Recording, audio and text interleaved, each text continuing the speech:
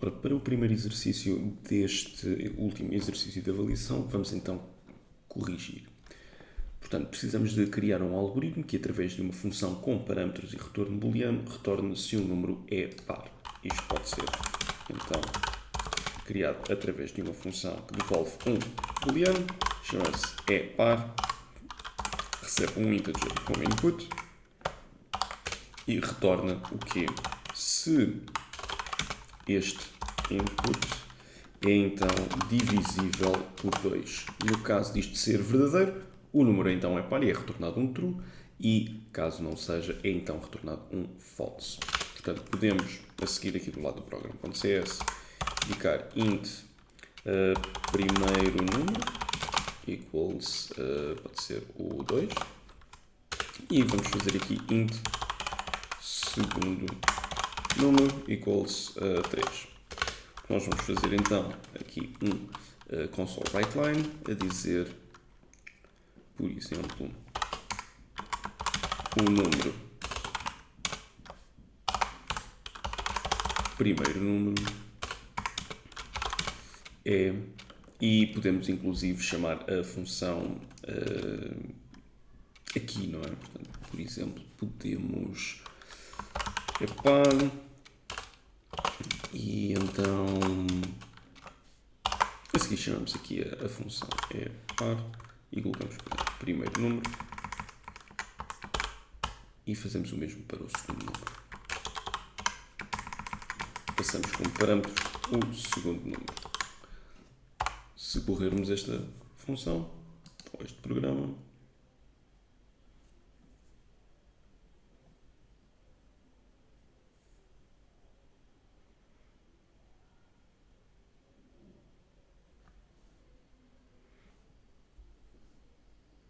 temos que o número 2 é par true e o número 3 é par false. E desta forma podemos então corrigir este primeiro exercício.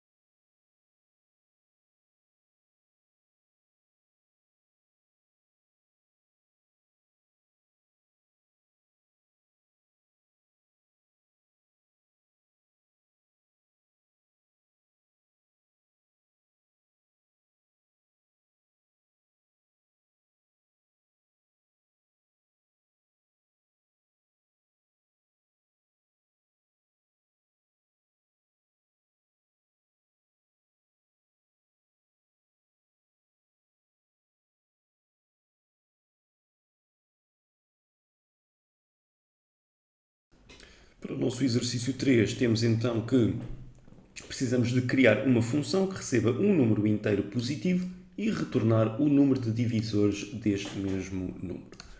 Ora, para esse efeito, vamos criar uma função public, será static, devolve um integer que será o número de divisores e chamamos a esta função número de divisores. Temos como parâmetro de entrada um integer que vamos chamar de número. Ora, então, a seguir, dentro da função, vamos ter uma variável integer, que será então o número de divisores, que começa no 0. O nosso objetivo é ir encontrando divisores e incrementando este número de divisores em uma unidade, no final termos esse valor calculado. Assim sendo, o que nós vamos então fazer é passar a criar aqui um ciclo for, que vai desde o 1 até ao próprio número e encontrarmos quantos divisores temos para esse mesmo número. Portanto, vamos fazer for int i igual a 1 até i ser menor ou igual a número, para termos também o próprio número como seu divisor, e no final temos i mais mais. Então, o que nós vamos verificar é se i é divisor de número. Portanto, if i, se número for divisível por i, ou seja, que o resto da divisão de número por i for igual a 0, vamos ter então que o número de divisores incrementa uma unidade. No final, vamos ter aqui um return de número de divisores. Já do lado do program.cs, ou da função main, vamos então testar isto. Int número igual a 6, por exemplo. 6 terá o divisor 6, o divisor 3, 2 e 1. Portanto, teremos 4 divisores e veremos então esse valor, número de divisores, é igual a número de divisores, onde passamos o número que queremos verificar e no final podemos dizer então o número de divisores por água é de, e podemos então número de divisores. Ao executarmos o nosso código, vamos ver então que são 4 esses divisores. 1, o 2, o 3 e o próprio 6. Se olharmos para outro número, vamos ter então a mesma os seus divisores. No caso do 8, vamos ter então que será o valor 1, o 2, o 4 e o próprio 8. E desta forma, podemos então resolver o exercício 3.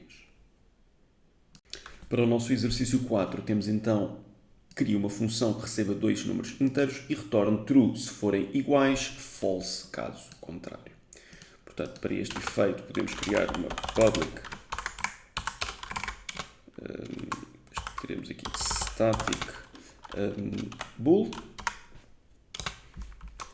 e que vamos chamar de são iguais. Iremos receber um número inteiro, ou chamar de primeiro número.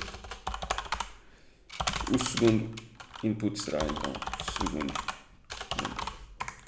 O que nós vamos verificar é se primeiro número é igual a segundo número.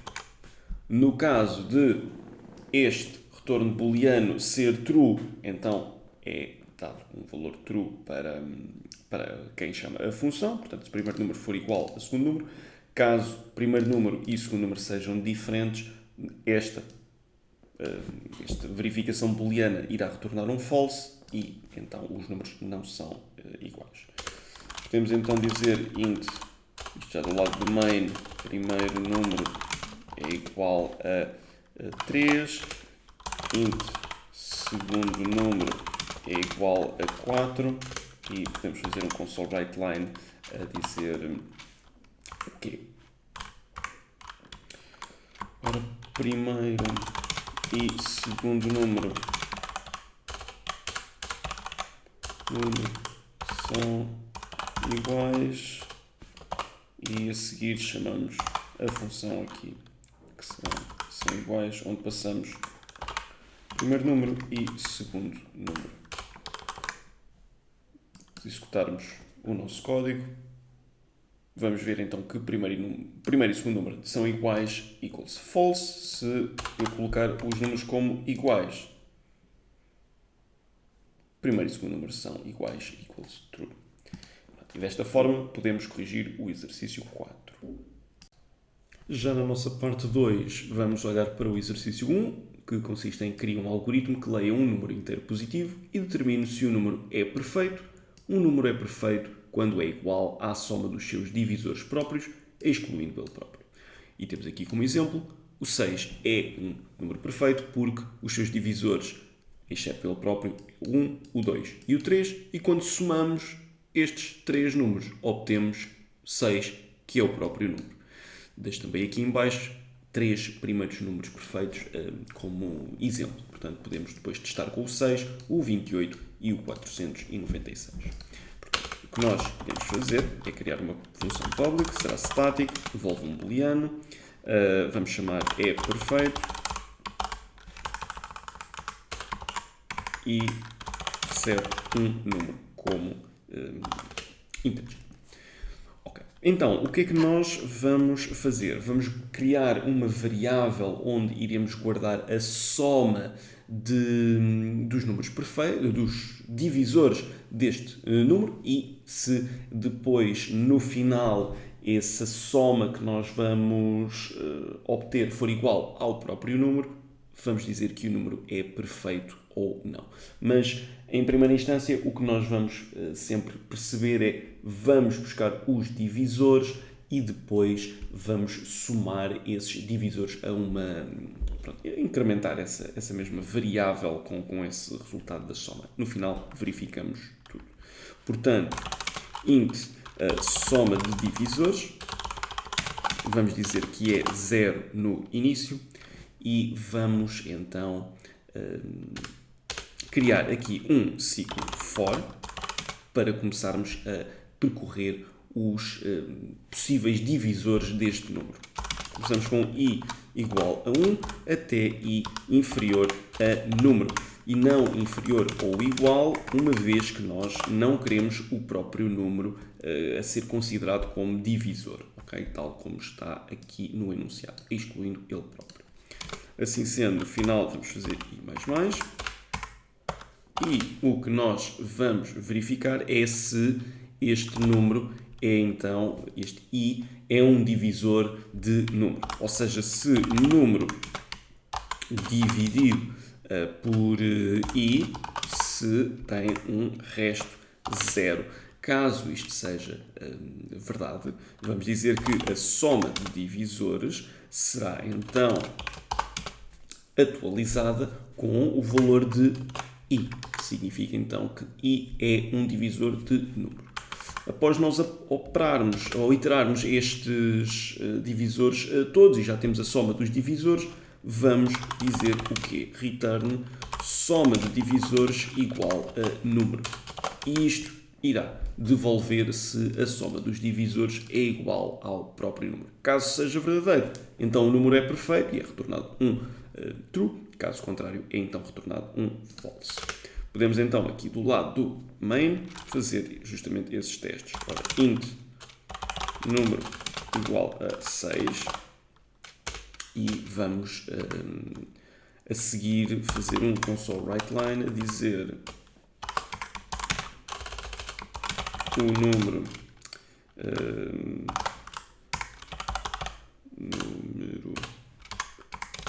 é perfeito e a seguir chamamos então a função é perfeito e passamos o número como parâmetro. Vamos testar primeiro com o 6.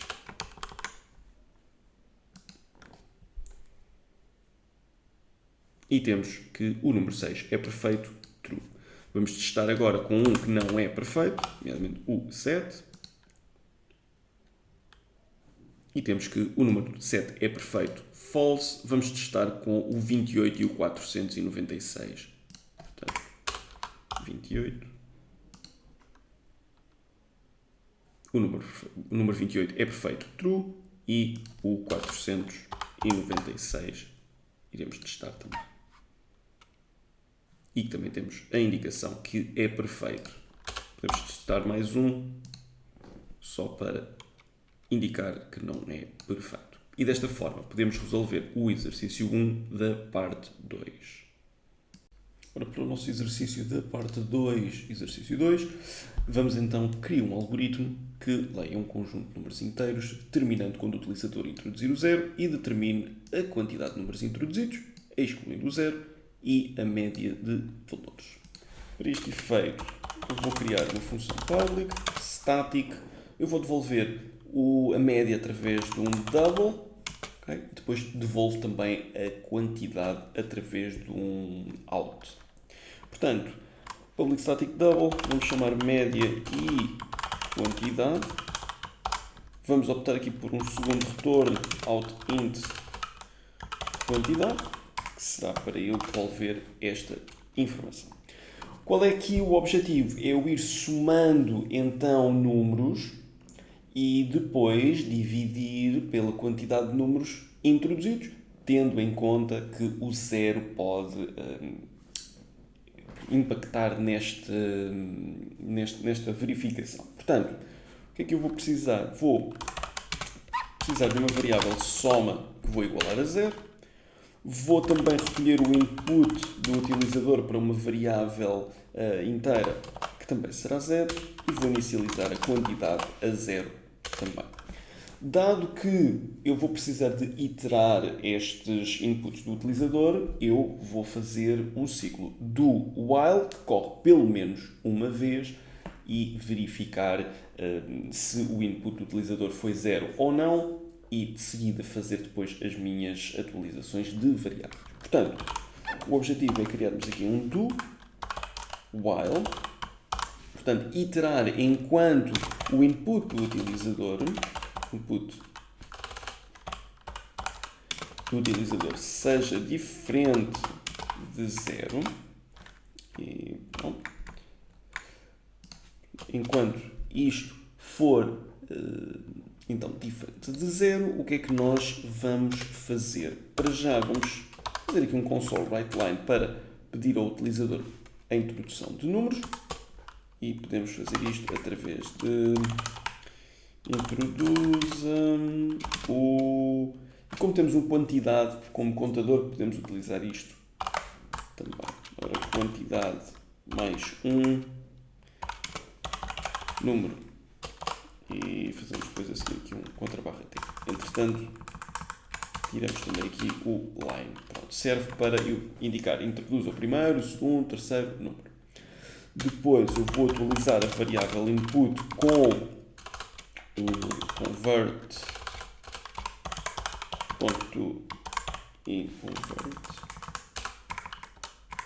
to int 32 de console.readline, receber o input do utilizador. Se este input do utilizador for diferente de 0, significa então que é um input válido. Eu vou atualizar a quantidade de números introduzidos pelo utilizador em uma unidade, assim como vou somar estes mesmos, este número, não é? Portanto, no final, eu depois vou dividir a soma pela quantidade para obter a média. Isto vai iterar até o utilizador colocar o valor 0.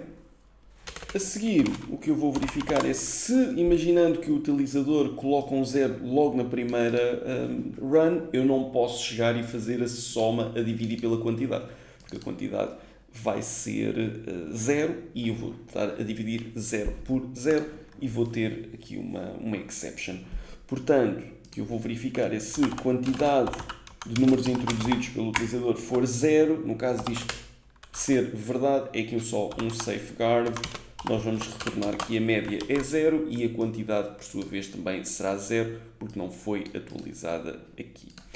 Caso contrário, nós vamos retornar a soma a dividir pela quantidade para obtermos então a nossa média. Entretanto, temos só que fazer aqui um cast para double, de modo a que não estejamos a perder rigor depois na divisão. Então, como é que eu posso depois utilizar esta função? Eu posso declarar aqui um double média, e será média e quantidade, out int quantidade, para receber o segundo input, por exemplo, e depois fazer um console writeLine de média, e digo que a média é o que temos aqui, assim como faço um console writeLine para obter a quantidade. E digo a seguir quantidade. Pronto. Ao executarmos este código, introduzo o primeiro número. Eu vou já testar com o 0. Portanto, a média é 0 e a quantidade de números introduzidos também é 0. Se eu introduzir aqui apenas o número 1 e o segundo for 0, vamos dizer que a média é 1 e a quantidade de números introduzidos também é 1. E, de facto, 1 a dividir por 1 dá este valor. E vamos testar aqui com mais um. O primeiro número 1, o segundo número 2, o terceiro número pode ser o 3. Portanto, isto tudo somado dá 6. E o quarto número será, então, aqui o 0. A média será 2 e a quantidade de números introduzidos foram 3. Portanto, o 1, o 2, o 3. Somamos 1 mais 2, 3. 3 mais 3, 6. 6 a dividir por 3 dá, de facto, uma média de 2. E assim podemos resolver este exercício 2.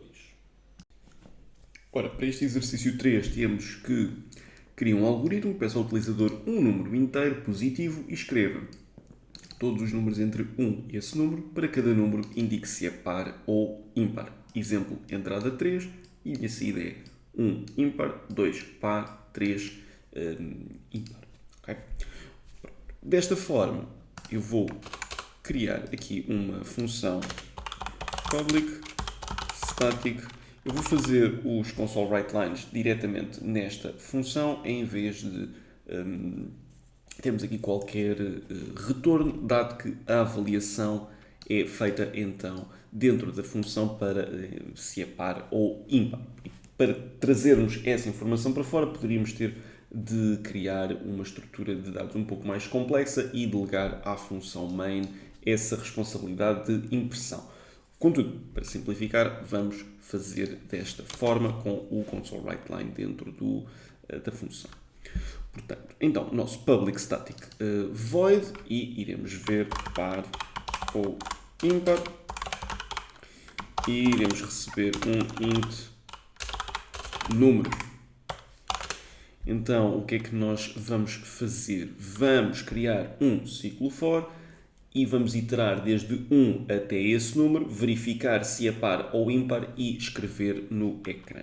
Portanto, podemos dizer que for int i igual a 1, até i ser inferior ou igual a número, e a seguir i mais menos. O que nós vamos então verificar é se este número, neste caso, este i seja divisível por 2, portanto, seja um número par. Caso isto seja verdade, nós vamos fazer um console writeLine a dizer o que i é par. Caso contrário, vamos dizer então que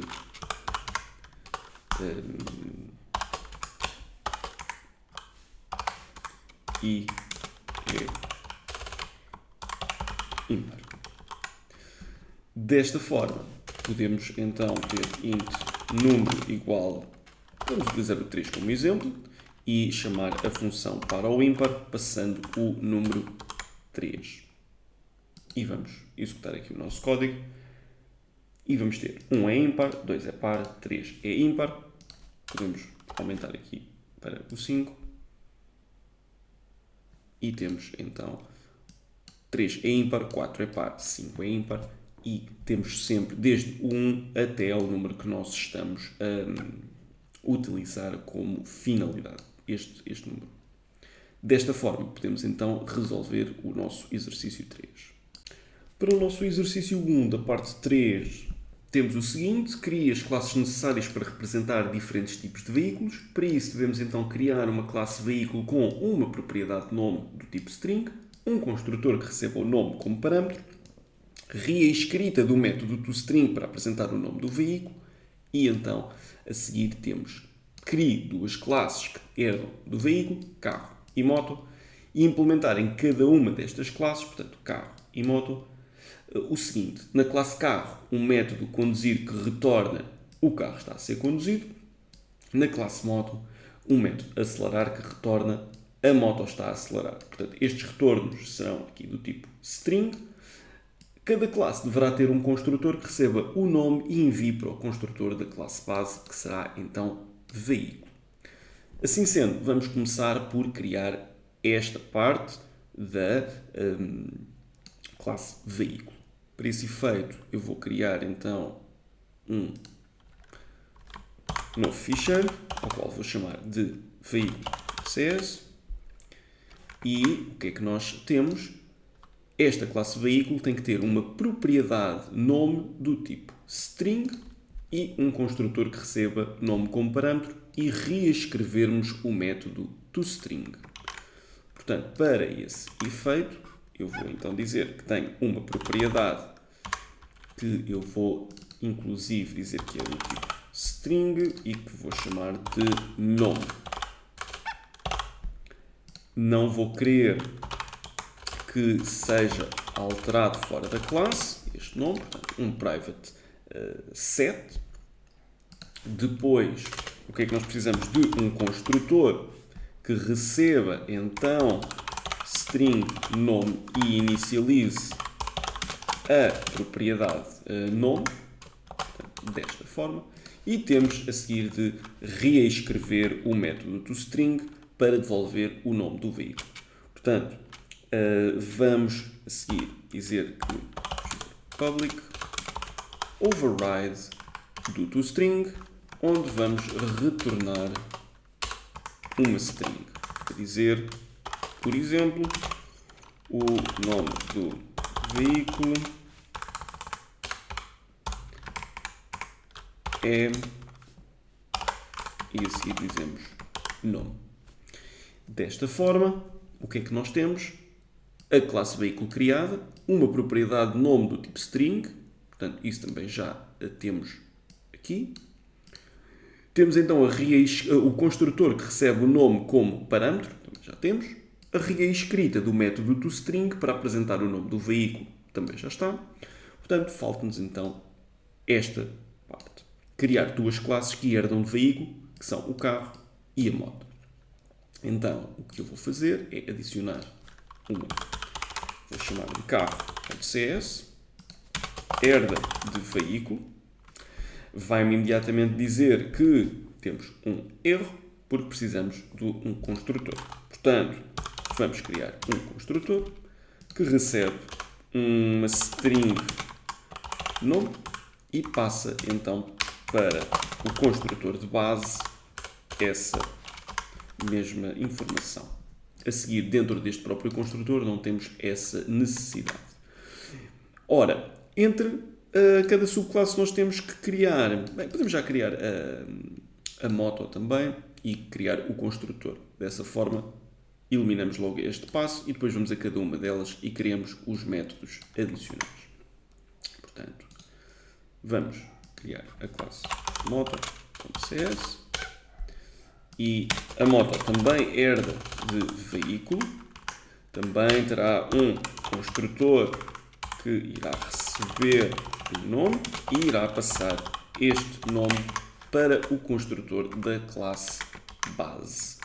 Portanto, desta forma, já temos então, cada subclasse deverá ter um construtor que receba o nome e envie para o construtor da classe base veículo. Portanto, isto está feito.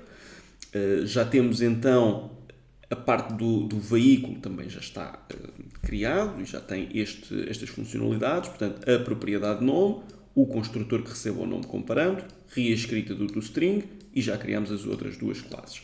O que precisamos é de, em cada subclasse, criar, no caso do carro, um método conduzir e, no caso da moto, um método acelerar e que retorna esta string. Vamos fazer a do carro. Portanto, public string conduzir e que no final returns o carro está a ser conduzido. Agora vamos fazer exatamente a mesma coisa para a moto, mas que está a acelerar. Portanto, vamos à nossa moto. Public string acelerar e return desta string.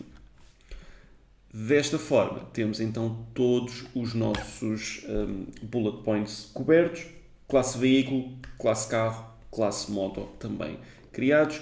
Todos têm este parâmetro também cumprido, neste caso o carro e a moto, e também a própria classe veículo tem o seu construtor, o seu override do toString, etc. Desta forma, podemos então concluir o exercício 1 da parte 3. Ora, então, para este exercício 2 da parte 3, utilizando as classes criadas no exercício anterior, desenvolva o programa principal, ou seja, aqui na função main, que solicita ao utilizador 3 nomes de veículos e que deve então criar 2 objetos do tipo carro, um objeto do tipo moto e guardar os objetos num array de veículo. De seguida, percorrermos o array e para cada objeto mostrar o nome daquele veículo e o método correspondente a esse mesmo veículo, nomeadamente o conduzir e o acelerar. Vamos então, primeiro que tudo, criar um array de veículos. Portanto, veículo será um array. Vamos chamar veículos equals new vehicle array com 3 posições. Portanto, precisamos de 3 veículos para esse efeito. Vamos começar a perguntar coisas ao utilizador, nomeadamente introduza o nome do primeiro carro, porque vamos primeiro criar os 2 carros e depois a moto. Podemos fazer a seguir um _t e em vez de fazer console write, fazer write line, fazemos write. Vamos então dizer que veículos na primeira posição que temos disponível será então new veículo e podemos a seguir fazer mesmo o console.readline, lermos logo esta informação e criar o veículo. Obviamente que nós vamos considerar apenas inputs válidos aqui, ter sempre atenção que quando fazemos algo deste género, isto é um fator de risco, tá bem? Mas para este efeito podemos fazer desta forma. Depois, o nome do segundo carro, onde vamos a seguir, e atenção, aqui não é veículo, é new carro.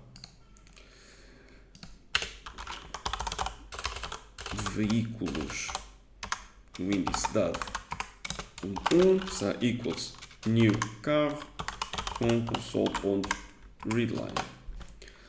Agora vamos fazer a mesma coisa para a moto. Portanto, introduz o nome da moto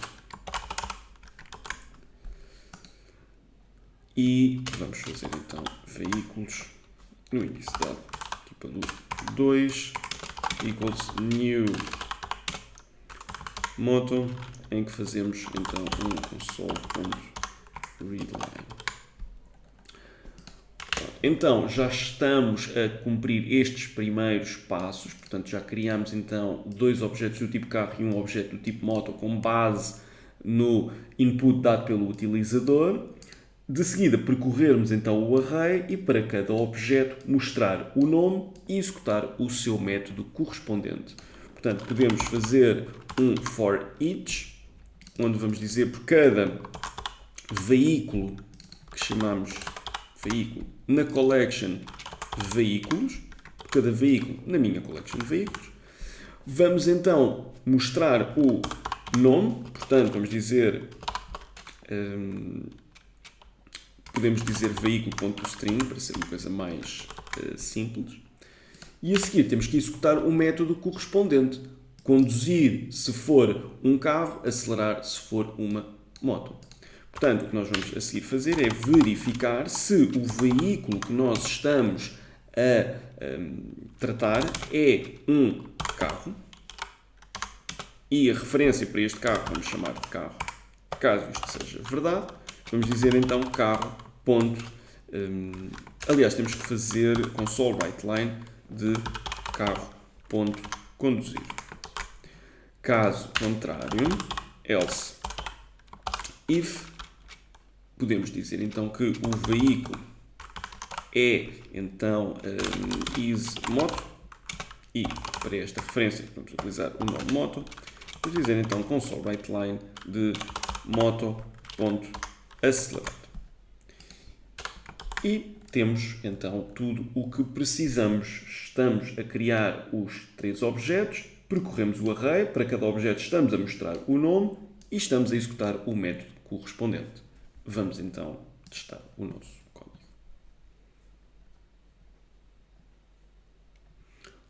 Ora, então, para o primeiro carro, nós vamos dizer que o nome é um Opel Corsa, pode ser um modelo, mas aqui não é muito importante o que nós colocamos, mas sim o funcionamento e a nossa organização, né, composição do próprio carro. Não é? Ora, um Opel Corsa. O segundo carro, nós vamos dizer que pode ser um Opel Astra, a mesma marca, e da moto pode ser uma Honda CBR 600. E vamos ter aqui em baixo os meus outputs. O nome do veículo é Opel Corsa, o primeiro. O carro está a ser conduzido.